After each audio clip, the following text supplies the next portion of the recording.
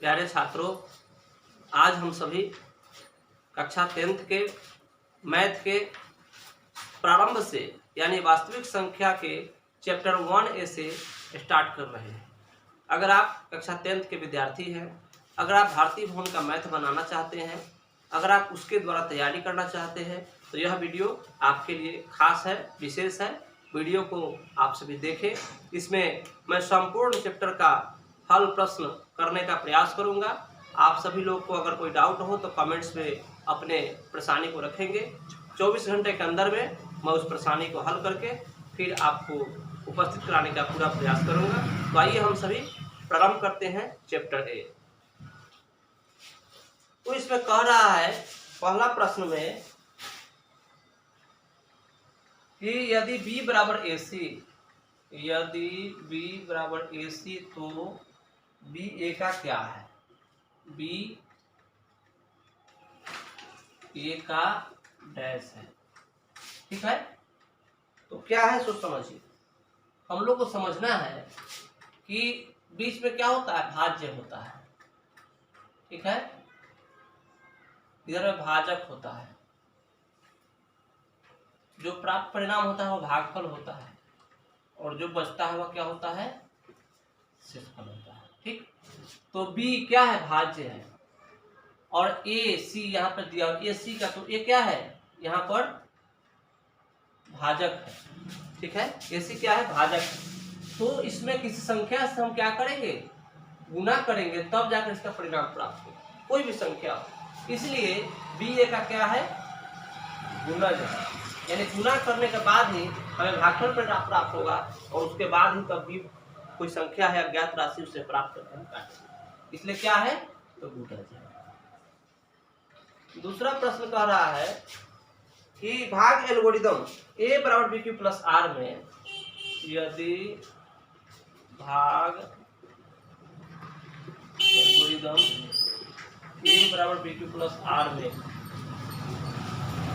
A बराबर 72, A बराबर 72, B बराबर 9, तो R बराबर डैश।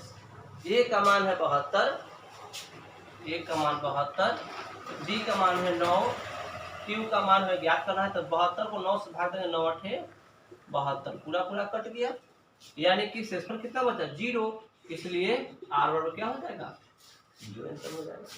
ठीक है, उसी प्रकार से फिर कह रहा है यदि भाग एल्गोरिदम A बराबर BQ प्लस R में, तीसरा में कह रहा है B बराबर 4, Q बराबर 5, R बराबर 1, तो A बराबर डैश। तो A बराबर BQ प्लस R, हम सभी लोग जानते हैं A बराबर BQ प्लस R में क्या है, सबका मान रख देना है। ठीक है, A का मान हमें ज्ञात करना है, B का मान 4 है, Q का मान 5 है और R का मान 1 है। तो 4 5 कितना हो जाएगा, 4 5 20 और 1 कितना हो गया, A बराबर 21। ठीक है, चौथा प्रश्न कह रहा है A बराबर BQ प्लस R में A का मान है 37, B का मान है 4, Q का मान है ज्ञात करना है। तो हम सभी जानते हैं कि 37 में 4 से क्या करते हैं, भाग देते हैं, यानी कि B हमारा भाजक है, Q भागफल है। ठीक है, तो 37 में 4 से भाग देंगे, 4 9 36 और शेषफल है। जैसे 37 इधर है और B का मतलब 4 का मतलब क्या है, वो भाजक से भाग देना है, 4 9 जा 36। ठीक है, यहाँ पर 9 कर दिए और शेषफल कितना आया, 1, यानी R का मतलब क्या है, शेषफल। A का वैल्यू 37, B का वैल्यू 4, C का वैल्यू 9 और R का वैल्यू क्या हो गया, 1 हो गया। इसलिए हमको क्या बताना था, Q बताना था। Q के सामने क्या है, 9 है, Q बराबर 9 आंसर, ये याद रखना है।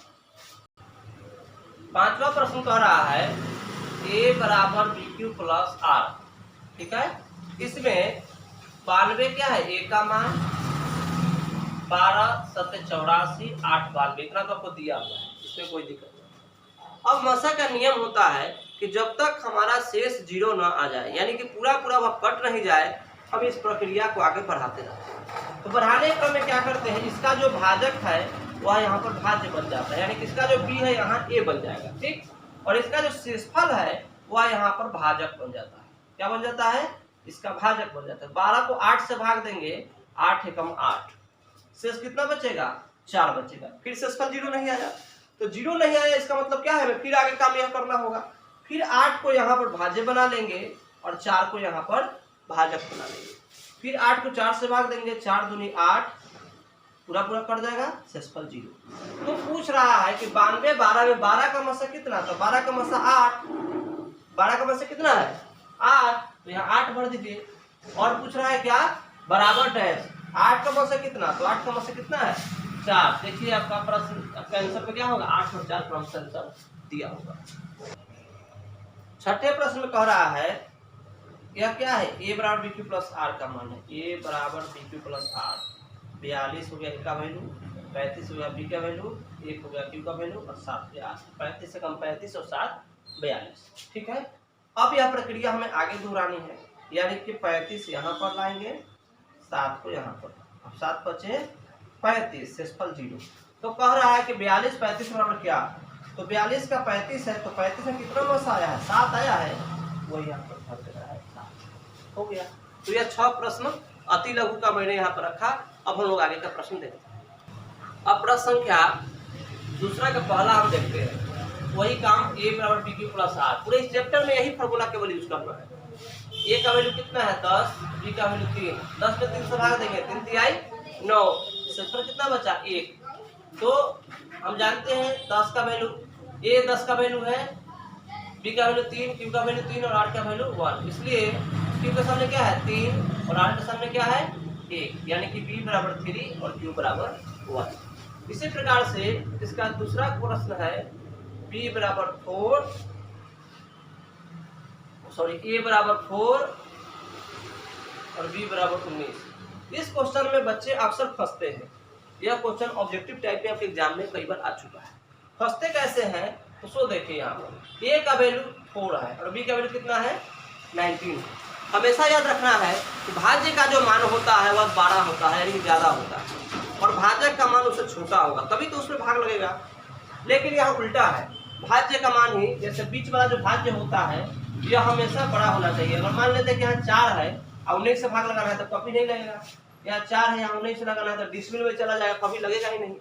तो इस कंडीशन में नहीं, अगर यही 19 यहाँ रहता और 4 यहाँ रहता तब लगा लेते, लेकिन ऐसा तो है नहीं, यहाँ बात उल्टा है। तो इस कंडीशन में यहाँ पर हमें क्या करना है, तो ध्यान दीजिए, a बराबर बी क्यू प्लस आर।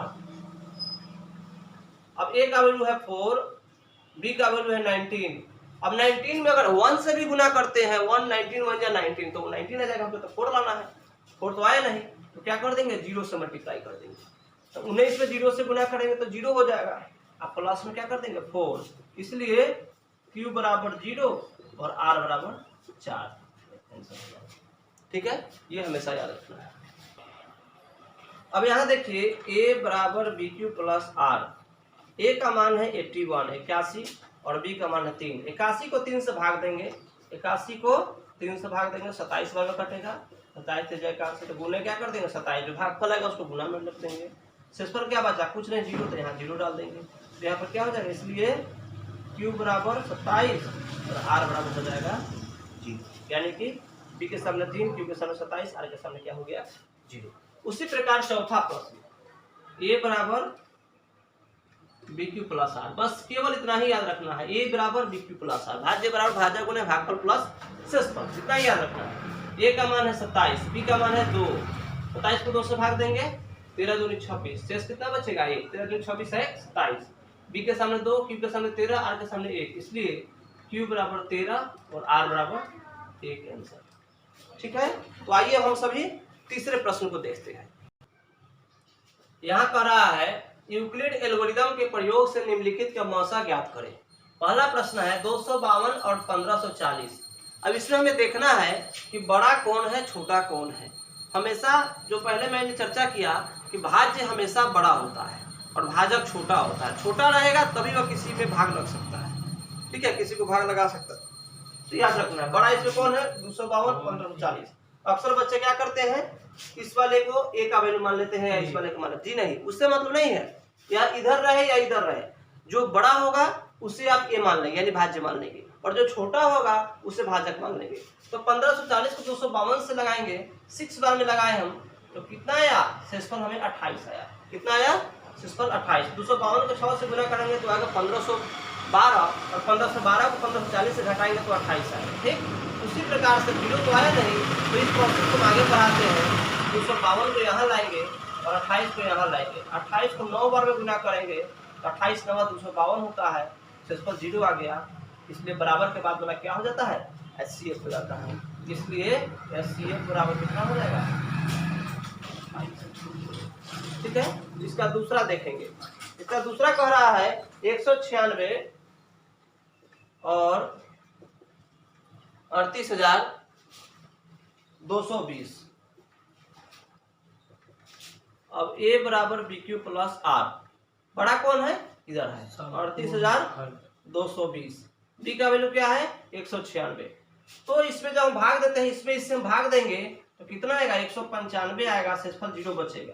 तो बराबर के जब भी 0 आ जाए, जिसमें भी 0 आ जाए उसमें क्या हो जाता है, HCF बराबर के बाद वाला। ठीक है, ये हमेशा हमें ध्यान रखना है। इसी प्रकार इसका अगर हम तीसरा प्रश्न बनाते हैं 365 और 12,450। ठीक है, वही तरीका A बराबर BQ प्लस R। A का वैल्यू है 12,450 और B का वैल्यू है 365। तो 12,450 को हम क्या करेंगे, 365 से भाग देंगे। 365 से भाग देंगे, 365 से लगाते हैं तो कितना बार में, 3 बार में पहले लगाएंगे। ठीक है, 365 को 3 बार में, 3 5 15, 6 5 30 31, 3 3 9 1 10, यानी कि 1015 0 3 2 230 बचा, फिर ऊपर से 0 उतारते हैं। ठीक है, इसको फिर क्या करेंगे, 6 बार में लगाते हैं। 365 को 6 बार, 6 5 30, 6 36 से 3 39, कैरी 3 80 3 18 18 3 21, 2190। कितना आता है 2190 0, और यहाँ 10 में से फिर 9 घटेगा तो 1, 2 में से घटेगा 1, यानी 110। कितना आता है 110। तो देखिए यहाँ पर 12,450 को 365 से, 12,450 को कितना भाग देंगे, 365 से 3 बार लगाएंगे। 3 5 15 के 5 हासिले, 17 18 1 19 के 9 हासिले, क्योंकि 9 1 10, 5 में से 5 जाएगा 0, इधर बच गया, कैरी लेंगे। 14 में से 9 घटेगा 5, ये 2 में से 1 निकल चुका है तो 1 बचा, 1 में से 0 घटा तो 1 घट गया, यानी कि ऊपर से 0 1500। अब यहाँ पर 4 बार लगाएंगे, 4 5 20, 6 4 24, 26 के 6 हासिल 4, और 4 3 12 तो 14, यानी 1460। यहाँ पर कितना आया 40 बचा। 34 बार में गुना करने में कितना बचता है 40। अब 40 बचने के बाद में फिर इस 365 को हम यहाँ पर लाएंगे। क्यों लाएंगे, क्योंकि हमारा शेषफल बिल्कुल 0 नहीं आया है। जब तक 0 नहीं आएगा हम इस प्रक्रिया से गुजरते रहेंगे। 40 को यहाँ लाएंगे, 365 को 40 से भाग देंगे, 40 9 360, 360 प्लस 5। ठीक है, अब कितना, फिर 5 बच गया, फिर 0 नहीं आया, फिर यही काम, 40 को यहाँ लाएंगे, 5 को यहाँ लाएंगे, 5 8 40, शेषफल 0, बिल्कुल 0 आ गया। जैसे ही 0 आता है बराबर के बाद वाला HCF, वो बराबर को मतलब क्या हो जाता है, HCF बराबर यहाँ पर 5। ठीक है, इसी प्रकार से इसका अगला चौथा प्रश्न है 135 और 225। 135 और 225, इसको हम लोग कैसे बनाएंगे, देखिए A बराबर BQ प्लस R। ठीक, अब A का वैल्यू बड़ा वाला पहले तो इधर है, उधर है, उससे कोई मतलब नहीं है, इधर है 225, 135 गुने 1, 135 को एक बार में गुना करेंगे 135 होगा, इसमें शेषफल 90 आएगा। 135 को यहाँ लाए, 90 को यहाँ लाए, 90 गुने 1, 90 को 90, शेषफल 45 आएगा। ठीक है, अब 90 को यहाँ लाएंगे। क्यों लाएंगे, क्योंकि जब तक 0 नहीं आएगा चाहे हमें कितना भी बड़ा करना पड़े बढ़ते जाएंगे। फिर 45 को हम यहाँ लाएंगे, 45 गुने 90 शेष 0, बराबर के बाद क्या है 45 है। HCF बराबर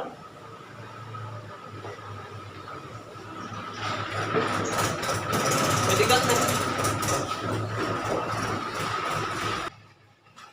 यहाँ देखिए चौथा प्रश्न कह रहा है इसका पांचवा प्रश्न होगा, क्षमा करेंगे। पांचवा प्रश्न है कि 12,576 और 40/52, वही फॉर्मूला ए बराबर बी क्यू प्लस आर। ए बराबर बी प्लस आर में ए का वैल्यू होगा 12,576, बी का वैल्यू होगा 40/52। इसमें क्या करेंगे, 12,576 को 40/52 से भाग दिए, भागफल हमको 3 आया, ठीक है। सिंपल कितना बचे 420, इसको लिख लिए। अब जीरो तो आया नहीं, अब फिर क्या करेंगे, बी को यहाँ पर ए बना लेंगे और इस आर को यहाँ पर बी बना लेंगे। 40/52 के यहाँ लाए बराबर के इस पार में, और 420 को लाए यहाँ पर बराबर के बगल में, यानी कि बी के 40/52 में 420 से भाग देंगे, 9 बार में बनेगा 272। 272 आने के बाद फिर अब जीरो नहीं आया, फिर 420 को हम यहाँ ले आए एक जगह पर, और 272 जो आर था यहाँ पर बी बना दिए इसको। 272 से भाग दे एक बार में, इस पर कितना बचा 148। फिर उसके बाद में 272 को हम यहाँ लाए और 148 को यहाँ लाए। 148 से एक बार में लगाएंगे 148, 124 जोड़ेंगे 272 हो जाएगा। फिर जीरो नहीं आया, फिर वही प्रक्रिया 148 को यहाँ लाएंगे, 124 को यहाँ लाएंगे, 148 में 24 से भाग देंगे, एक बार में कटा, शेषफल 24 बच गया। फिर जीरो नहीं आया, वही काम 124 को यहाँ लाए और 24 को यहाँ रख करके भाग 24 बचे 120, शेषफल 4 बचा। फिर जीरो नहीं आया, तो फिर वही काम 24 को यहाँ लाएंगे, 4 को फिर यहाँ लाएंगे, ठीक है। 24 को ए बना दिए, 4 को बी बना दिए, 24 4 से 24, शेषफल 0। जैसे ही जीरो आता है सी बराबर क्या हो जाता है, वही 4 हो जाता है। इसी को हम लोग इस रूप में बनाएंगे, 12,576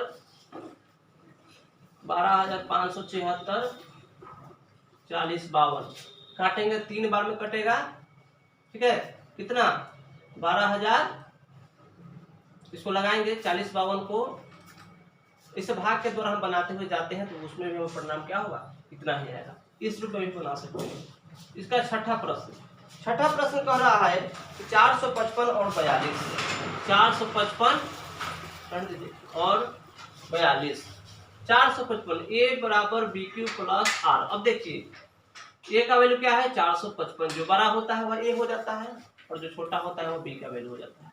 42 नवा 42 दहाई के 420 और बचेगा शेष में कितना 35, ठीक है। जीरो नहीं आया और 42 को यहाँ लाएंगे और 35 को बी बना देंगे, 35 से कम 35, शेषफल 7। फिर 35 को क्या करेंगे ए बना देंगे और 7 को यहाँ पर लाएंगे, 7 बचे 35, शेषफल 0। जैसे ही जीरो आ गया वही क्या हो जाता है एचसीएफ बनेगा। इसलिए एचसीएफ कहिए चाहे इसी को मौसा कहिए, दोनों बात वही है 7, ठीक है। तो यह 4 तक का पूरा 3 तक का पूरा प्रश्न आपको कंप्लीट हो गया। प्रश्न संख्या 4 के 1 करा दिखाए कि एक धनात्मक विषम पूर्णांक 4q+1 और 4q+3 के रूप में होता है, जहाँ q एक पूर्णांक। यहाँ सीधी सी बात है, a बराबर bq प्लस आर ले लेंगे, जिसमें 0 से बड़ा r, यानी हमेशा शेषफल क्या होता है 0 से बड़ा होता है, और उससे बड़ा क्या होता है b, यानी कि भाजक होता है। अगर भाजक के बराबर भी हो जाता है तब तो वह कट जाएगा, शेष बचेगा नहीं।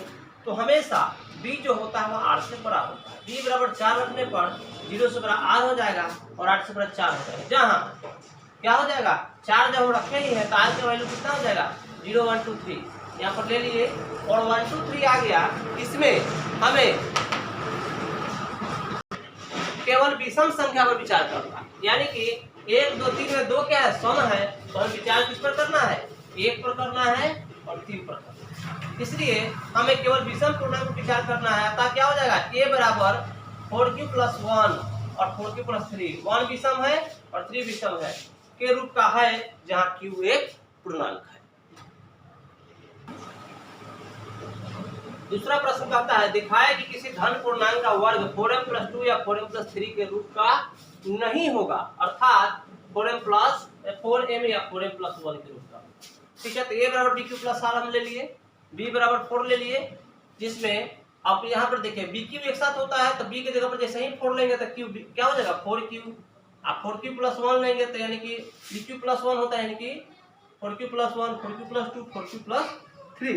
अब क्या करेंगे वर्ग करने पर, यानी कि इसका हम वर्ग करेंगे, a का स्क्वायर बराबर 4q का स्क्वायर, 4 4 जा 16q², यानी कि 4q, 16 में 4 से डिवाइड करेंगे 4q² में q से डिवाइड करेंगे q, यानी कि हम क्या कर देंगे 4, इसको क्या मान लेंगे हम m मान लेंगे, क्या मानेंगे m मानेंगे। उसी प्रकार से a² बराबर क्या कर देंगे 4q प्लस 1 का स्क्वायर, 4q प्लस 1 का स्क्वायर।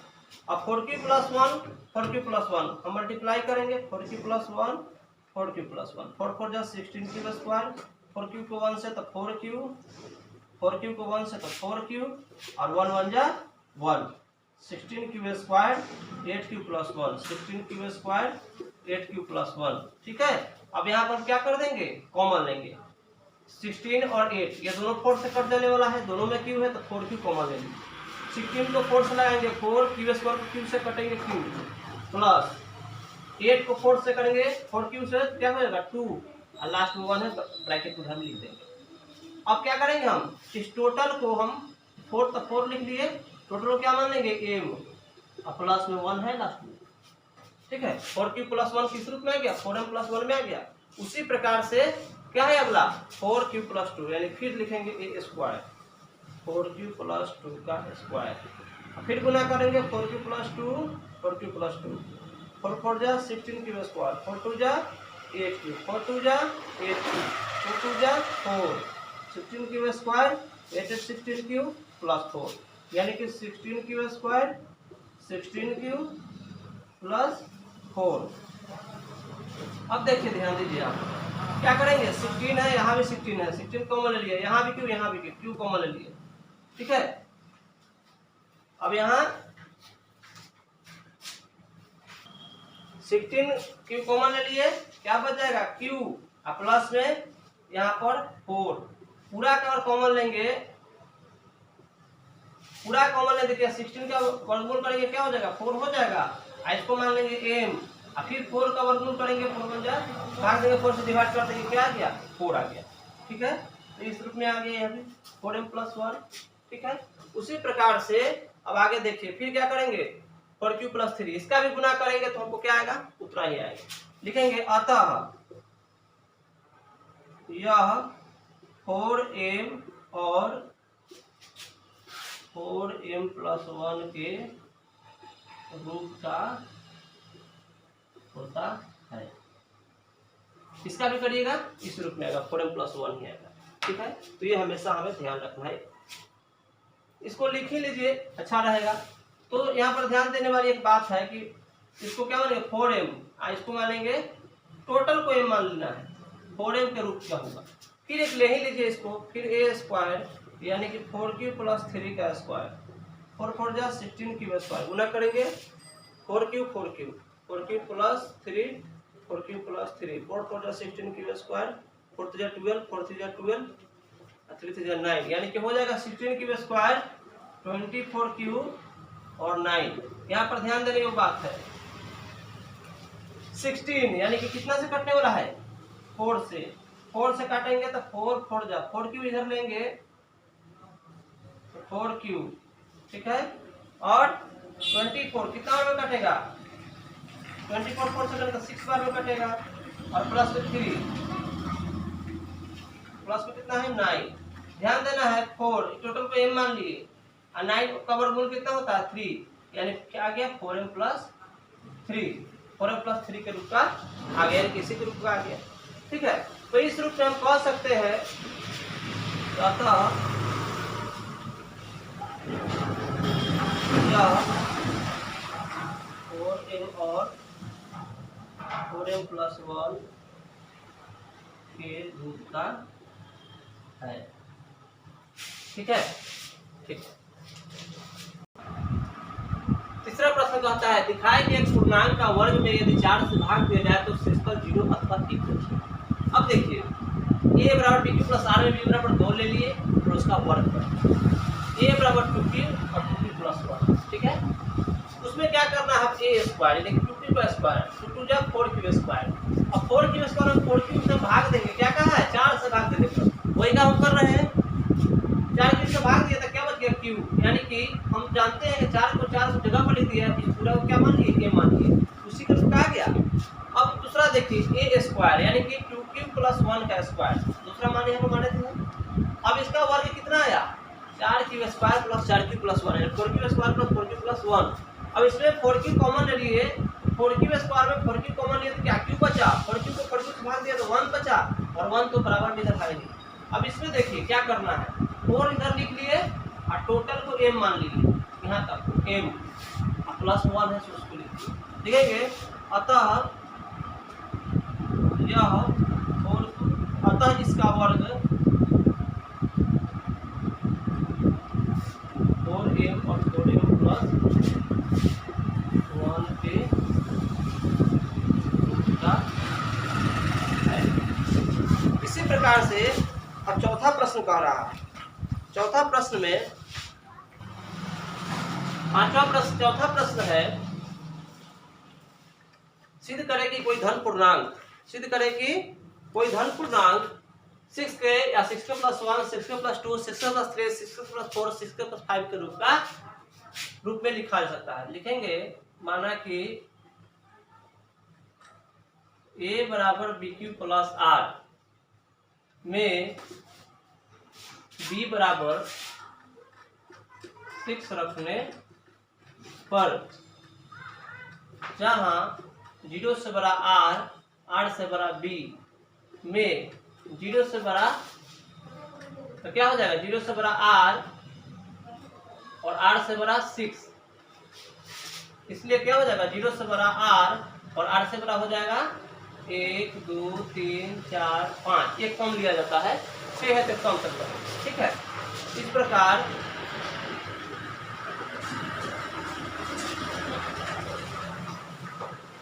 a बराबर 6q या 6k, a बराबर 6k प्लस b बराबर 6 है तो 6k plus 1, 6k plus 2, 6k plus 3, 6k plus 4, 6k plus 5 के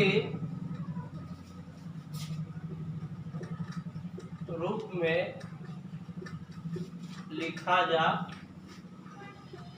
सकता है, ठीक है। आसानी से बन गया, कोई परेशानी नहीं, बस 1 2 3 4 5 लिया, उसी रूप में उसको हम रख देंगे, आसानी से बना लिए। अगला प्रश्न कह रहा है कि सिद्ध करे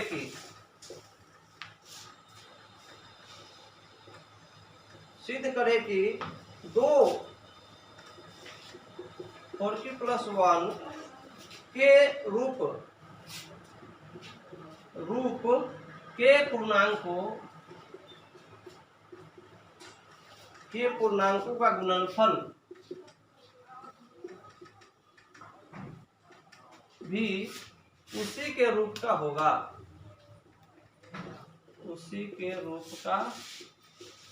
होगा, यह हमें सिद्ध करना है, ठीक है। तो यहाँ पर दिया हुआ है आपके संकेत में भी, माना कि 4r प्लस 1 और एक मान लेंगे 4s प्लस 1। अब क्या करेंगे, इसको हम गुना कर देंगे, 4r plus 1 4s plus 1, 4 4 16rs plus 4s को 1 से करेंगे तो क्या हो जाएगा, 4r को 1 से तो 4r प्लस 4s प्लस 1 बन जा 1। अब यहाँ पर क्या करना है, इसको हम ले लेंगे 4 केवल कॉमन लेंगे इसमें, ठीक है। क्या करेंगे, 4 कॉमन लेंगे, क्या बच जाएगा, 16 में 4 निकला तो 4rs, 4r में 4 निकला तो r, 4s में 4 निकला तो s प्लस 1, 4 इस टोटल को क्या मान लिए, q मान लिए, प्लस 1 है, इस रूप में आ गया। यही यहाँ पर हमें बताना था। तो यह प्रश्नावली 1A वास्तविक संख्या का हमारे भारतीय भवन पुस्तक का यह संपूर्ण हल आपके बीच प्रस्तुत रहा। आप सभी लोग देखें, इसका बार बार अभ्यास करें ताकि आपको कोई तरह का समस्या ना हो आगे एग्जाम में। और इससे प्रश्न उठते ही उठते हैं, इसको ध्यान में रख करके मैंने पूरे इस प्रश्नावली का प्रश्न हल रखने का प्रयास किया। अगर किसी प्रश्न में आपको कोई संशय हो, कहीं पे कोई डाउट हो, तो आप कमेंट्स में लिखेंगे। 24 आवर्स के अंदर में मैं उसका फिर से सॉल्व करके समझाने का पूरा प्रयास आपको मैं करूंगा। इन्हीं आशा के साथ आज के वीडियो को यहीं पे बंद किया जाता है। फिर कल एक नए चैप्टर के साथ हम लोग मिलेंगे। धन्यवाद।